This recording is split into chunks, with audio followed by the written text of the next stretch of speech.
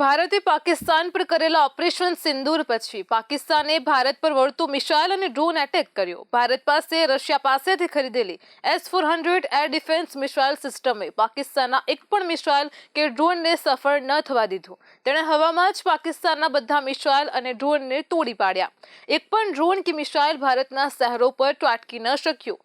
પાકિસ્તાન જમ્મુથી લઈને કચ્છ સુધી ભારતના 35 શહેરોને નિશાન બનાવ્યા હતા, પણ ભારત પાસેની S-400 Russian air defence missile સિસ્ટમે બધા હુમલાને નિષ્ફળ બનાવ્યા છે। આમ રશિયન એર ડિફેન્સ મિસાઇલ સિસ્ટમે ભારતીય શહેરોને પાકિસ્તાનના કોઈ પણ પ્રકારના ડ્રોન કે મિસાઇલ હુમલા સામે અભેદ્ય બનાવી દીધા છે। હવે આ જ રશિયાએ air defence missile system S-500 પ્રોમેથિયસ વિકસાવી છે। આ મિસાઇલ સિસ્ટમ અંગે રશિયાનો દાવો છે કે અત્યાધુનિક હાઇપરસોનિક મિસાઇલને પણ હવામાં જ ધ્વસ્ત કરી શકે છે।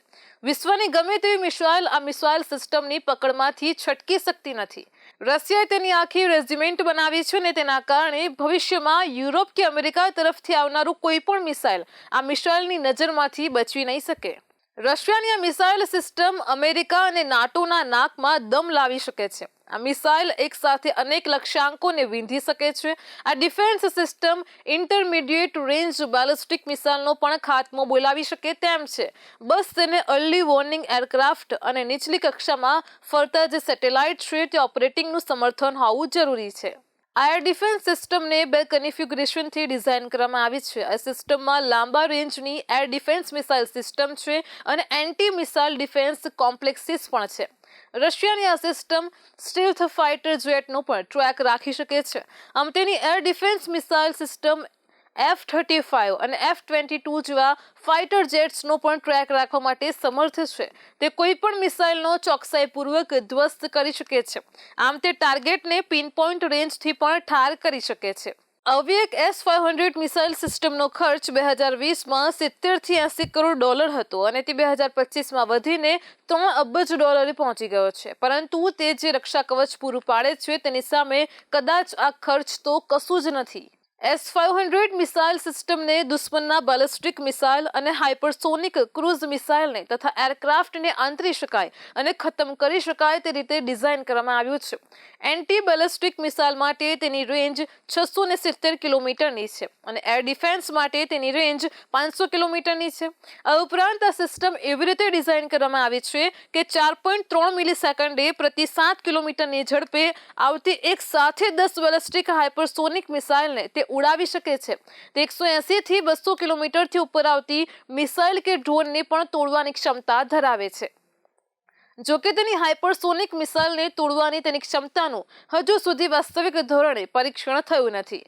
આ ઉપરાંત આ સિસ્ટમ અન્ય ઉપકરણોમાં જોઈએ તો અનમેન્ડ એરિયલ વ્હીકલ્સ, લો અર્થ સેટેલાઇટ્સ, હાઇપરસોનિક એરક્રાફ્ટમાંથી લોન્ચ કરવામાં આવતા સ્પેસ વેપન્સ, એરક્રાફ્ટ અને અન્ય હાઇપરસોનિક ઓર્બિટલ પ્લેટફોર્મ્સમાંથી થતા પ્રહારનો જવાબ ફક્ત 4 સેકન્ડથી પણ ઓછા સમયમાં આપે છે, જ્યારે S-400 મિસાઇલ સિસ્ટમને તેનો જવાબ આપવામાં 10 સેકન્ડ લાગે છે।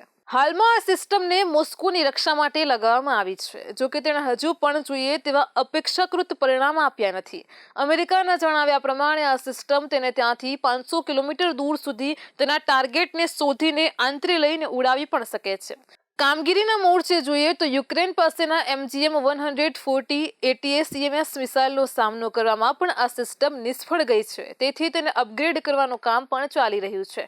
તેના કારણે યુક્રેને રશિયા ઉપર અનેક સફળ હુમલાઓ કર્યા છે। જો કે રશિયાનું કહેવું છે કે આગામી અપગ્રેડેડ વર્ઝનમાં આ ભૂલ સુધારી લેવામાં આવશે। રશિયાએ સિસ્ટમ 2 દાયકાના સંશોધનના અંતે વિકસાવી છે। આ સિસ્ટમને રશિયાની સરકારી માલિકીની અલ્માઝ એન્ટી કોર્પોરેશન દ્વારા વિકસાવવામાં આવી છે। આગામી દિવસોમાં તેના અપગ્રેડેડ વર્ઝન પણ આવી શકે છે। હાલમાં તો રશિયાની આ સિસ્ટમની તોલે આવે તેવી વિશ્વની બીજી કોઈ સિસ્ટમ મિસાઇલ છે નથી। રશિયાએ 2021માં જ ભારતને આ સિસ્ટમ વેચવાનો પ્રસ્તાવ મૂક્યો હતો, પરંતુ કોરોના પછીની સ્થિતિ અને અમેરિકાએ S-400ને ખરીદવામાં લગાવેલા અડિંગાના કારણે ભારતે પહેલા S-400ને ખરીદવા પર ધ્યાન આપ્યું હતું। આ ખરીદી પૂરી થયા પછી જ ભારત હવે S-500ને ખરીદવાની તૈયારી બતાવે તેમ માનવામાં આવે છે। તેમાં પાકિસ્તાન સાથેના યુદ્ધમાં S-400ની સફળતાના પગલે ભારતનો આ સિસ્ટમ ખરીદવાનો ઈરાદો પણ વધુ મજબૂત બન્યો છે। ભારત પાકિસ્તાન અને ચીનને એક સાથે નિપટાવવાની તૈયારી સાથે લશ્કરની તૈયારી આદરી રહ્યું હોવાથી ભારતની આ સિસ્ટમ ઘણી ઉપયોગી નીવડી શકે તેમ મનાય છે.